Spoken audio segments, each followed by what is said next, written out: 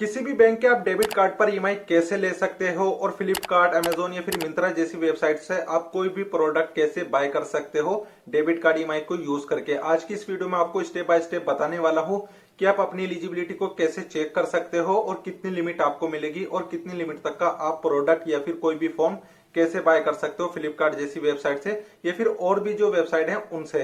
तो आज की इस वीडियो में आपको सब कुछ अच्छे से समझाने वाला हूं, तो बस वीडियो को आपको लास्ट तक वॉच करना है ताकि आप यहां पर इजीली समझ पाओ कि आप किस तरीके से एलिजिबल हो सकते हो और कितनी लिमिट आपको मिलने वाली है। तो चलो इस वीडियो को शुरू करते हैं।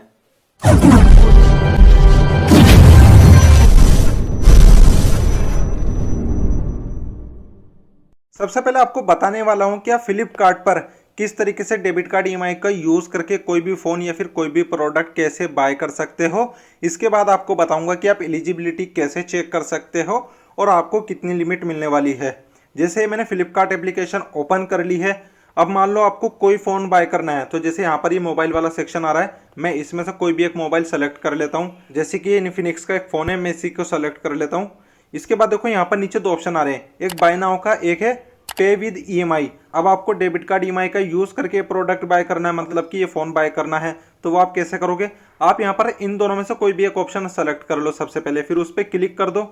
उस पर क्लिक करने के बाद स्किप एंड कंटिन्यू पे क्लिक करो। इसके बाद यहाँ पर आपसे एड्रेस मांगा जाएगा, आपको वो एड्रेस फिल कर देना है। इसके बाद देखो यहाँ पर नीचे ऑप्शन आ रहा है कंटिन्यू विद ईएमआई। अब ये ऑप्शन क्यों आ रहा है, क्योंकि मैंने यहाँ पर इस वाले ऑप्शन पे क्लिक किया था पे विद ईएमआई पे। अगर मैं यहाँ पर बाय नाउ पे क्लिक करता तो देखो फिर यहाँ पर ऐसा कोई भी ऑप्शन नहीं आता जो मैं भी आपको यहाँ पर दिखाता हूँ। देखो अब यहाँ पर आ रहा है कंटिन्यू, तो आप दोनों में से किसी भी ऑप्शन पे क्लिक कर सकते हो। इसके बाद मैं यहाँ पर कंटिन्यू कर देता हूँ। अब ये फाइनली उस पेज पर लेकर आ जाएगा जहां पर हमें पेमेंट करनी है। अब हमें पेमेंट करनी है किस तरीके से, ईएमआई में पेमेंट करनी है, वो भी डेबिट कार्ड ईएमआई को यूज करते हुए। तो अब देखो यहाँ पर काफी सारे ऑप्शन आ रहे हैं पेमेंट के लिए। यूपीआई का ऑप्शन है, credit card, debit card, ATM card या फिर EMI, net banking, wallet, cash on delivery.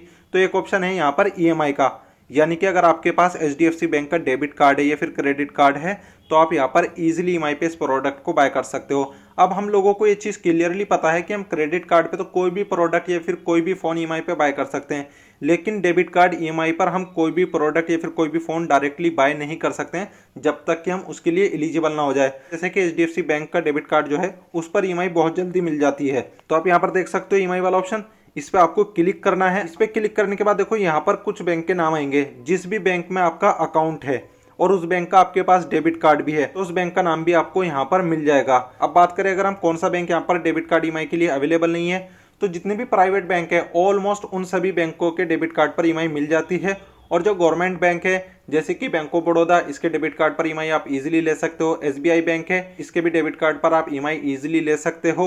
और बैंक ऑफ बड़ौदा के डेबिट कार्ड पर आपको ईएमआई कैसे लेनी है इसके ऊपर ऑलरेडी 2 वीडियो बनाई हुई है, लिंक डिस्क्रिप्शन बॉक्स में और आई बटन में दे दूंगा, जाकर उन वीडियो को जरूर वॉच करना अगर आपके पास बैंक ऑफ बड़ौदा का डेबिट कार्ड है तो। और जितने भी बाकी गवर्नमेंट बैंक है उनके डेबिट कार्ड पर जल्दी से ईएमआई नहीं मिलती है।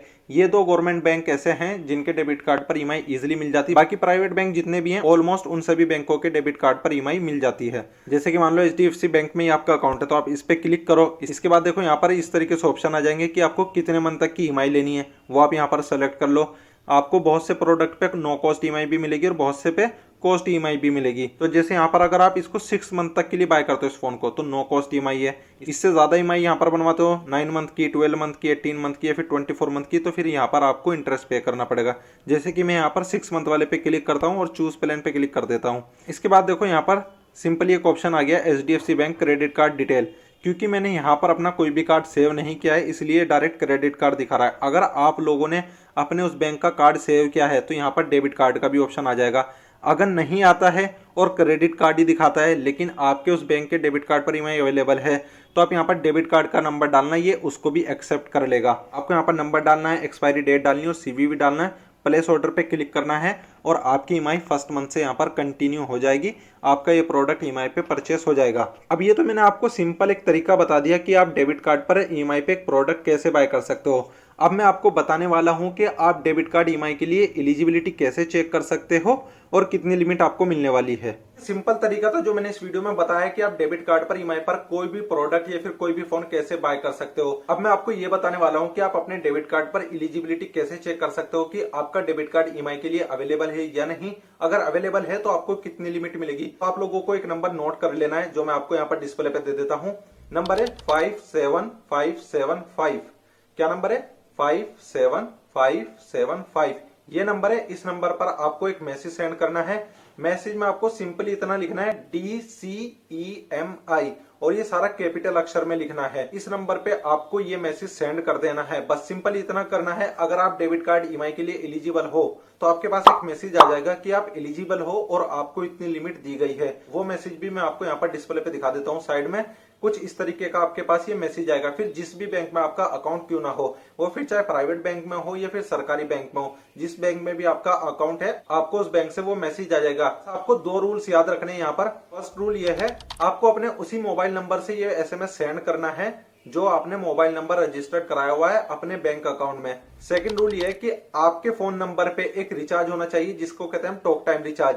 आजकल जो हम रिचार्ज कराते हैं वो हम कराते हैं जिसमें हमें मंथली अनलिमिटेड कॉल मिलती है, 100 मैसेज डेली मिलते हैं और हमें एक डाटा मिलता है 1 GB, 1.5 GB, 2 GB, जितनी जीबी वाला भी हम रिचार्ज कराते हैं पर डे हमें इतनी जीबी मिलती है। लेकिन इनसे अलग आपको एक टॉक टाइम रिचार्ज करा लेना है, 10 रुपए वाला या फिर 20 रुपए वाला।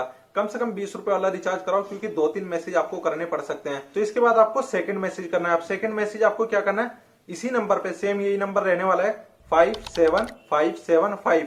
लेकिन यहाँ पर मैसेज में थोड़ा सा चेंज है। मैसेज में चेंज क्या है, आपको लिखना है DCEMI, इसके बाद स्पेस देना है और ये सारा कुछ कैपिटल अक्षर में लिखना है। स्पेस देने के बाद आपके पास जो डेबिट कार्ड है, जिस भी बैंक आपके पास डेबिट कार्ड है, प्राइवेट बैंक हो या फिर गवर्नमेंट बैंक हो, जिस भी बैंक आपके पास डेबिट कार्ड है, उस डेबिट कार्ड के जो लास्ट के 4 डिजिट है, हमारे पास जो डेबिट कार्ड होता है उस पर 16 डिजिट दिए हुए होते हैं। तो उन 16 डिजिट में से लास्ट के जो 4 डिजिट है आपको वो 4 डिजिट वहां पर लिख देना है। स्पेस देने के बाद DCEMI स्पेस और लास्ट के 4 डिजिट जो भी आपके डेबिट कार्ड के हैं वो लिखने के बाद आपको सेंड कर देना है सेम इसी नंबर पर। और इसके बाद फिर आपको वेट करना है। 2 दिन के अंदर अंदर आपको रिप्लाई आ जाएगा कि आप एलिजिबल हो और आपको इतनी लिमिट दी गई है। अगर आपके पास रिप्लाई नहीं आता है तो फिर इसके 2 रीजन हो सकते हैं। पहला रीजन ये, अगर आपका अकाउंट किसी ऐसे बैंक में जो कि गवर्नमेंट बैंक है, जो मैंने आपको बताया 2 गवर्नमेंट बैंक ऐसे हैं जो डेबिट कार्ड पर ईएमआई दे रहे हैं, बैंक ऑफ बड़ौदा और SBI। अगर इनके अलावा किसी भी और बैंक में आपका अकाउंट है और आपने मैसेज किया लेकिन रिप्लाई नहीं आया तो इसका मतलब है कि उस बैंक के डेबिट कार्ड पर ईएमआई अवेलेबल नहीं है। अभी वो बैंक अपने कस्टमर्स को डेबिट कार्ड ईएमआई की फैसिलिटी नहीं दे रहा है। सेकंड रीजन की अगर हम बात करें तो वो टेक्निकली रीजन हो जाते हैं। जब आप बैंक में ये मैसेज सेंड करोगे उसके बाद आपको रिप्लाई नहीं मिलता है तो टेक्निकली कुछ ना कुछ प्रॉब्लम होती है जिस वजह से आपको रिप्लाई नहीं मिल पाता है। जैसे कि मान लो आपका HDFC बैंक में अकाउंट है, आपने मैसेज किया लेकिन उसके बाद भी रिप्लाई नहीं आ रहा है तो फिर आप 2 दिन के बाद दोबारा से ट्राई करो।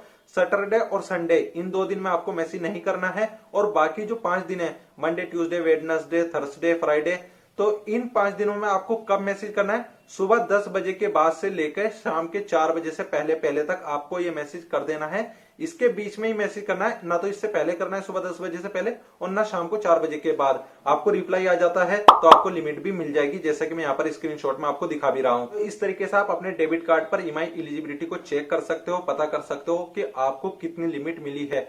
और जो भी प्रोडक्ट आप डेबिट कार्ड की ईएमआई को यूज करके बाय करोगे, परचेस करोगे अमेजोन से, फ्लिपकार्ट से या फिर मिंत्रा जैसी वेबसाइट से, तो आपको 2 चीजें याद रखनी है। पहला ये कि उस प्रोडक्ट की वैल्यू कम से कम 5000 रुपए होनी चाहिए। अगर इससे नीचे की वैल्यू का प्रोडक्ट बाय करोगे तो अगर आपके डेबिट कार्ड पर ईएमआई अवेलेबल भी है तो भी आप उस प्रोडक्ट को बाय नहीं कर पाओगे। इसके अलावा जो दूसरी कंडीशन वो आपको क्या याद रखनी है, मान लो आपको कोई एक प्रोडक्ट पसंद आया जिसकी वैल्यू है 2000 रुपए, लेकिन आप उसको ईएमआई पे बाय करना चाहते हो पर बाय नहीं कर सकते। जैसा कि मैंने अभी आपको बताया, तो बहुत सारे लोगों के मन में ये क्वेश्चन होता है क्या हम 2-3 प्रोडक्ट एक साथ बाय कर सकते हैं ईएमआई पे? तो जी हाँ, इसका आंसर है यस। अगर आपको कोई 2-3 प्रोडक्ट ऐसे पसंद आए, जैसे मान लो किसी की एक की वैल्यू है 2000, एक की वैल्यू है 500 रुपए और किसी एक प्रोडक्ट की वैल्यू है 3000, तो टोटल 3 प्रोडक्ट हो गए। 3 प्रोडक्ट की वैल्यू हो गई कितनी, 5500 रुपए, यानी कि 5500 रुपए।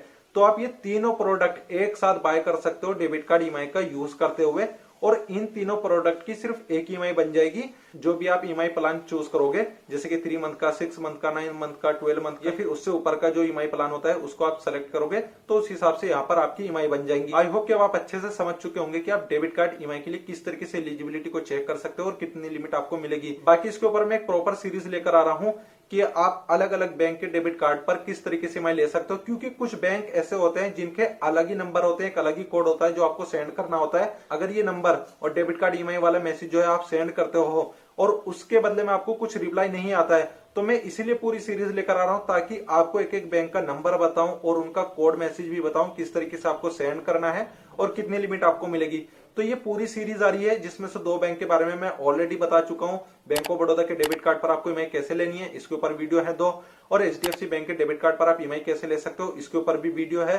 बाकी और जितने भी बैंक है उन सभी के ऊपर मैं एक एक वीडियो लेकर आने वाला हूं। जैसे कि नेक्स्ट वीडियो होने वाली है कि आईडीएफसी फर्स्ट बैंक के डेबिट कार्ड पर आप ईएमआई कैसे ले सकते हो, इसके ऊपर नेक्स्ट वीडियो आने वाली है। तो चैनल को सब्सक्राइब कर लो ताकि आपसे कोई भी अपडेट मिस ना हो। और मैं मिलता हूं आपसे फिर न्यू वीडियो में। इस वीडियो को ज्यादा से ज्यादा शेयर कर देना जिन लोगों के पास डेबिट कार्ड है और वो लोग ईएमआई पे प्रोडक्ट को बाय करना चाहते हैं।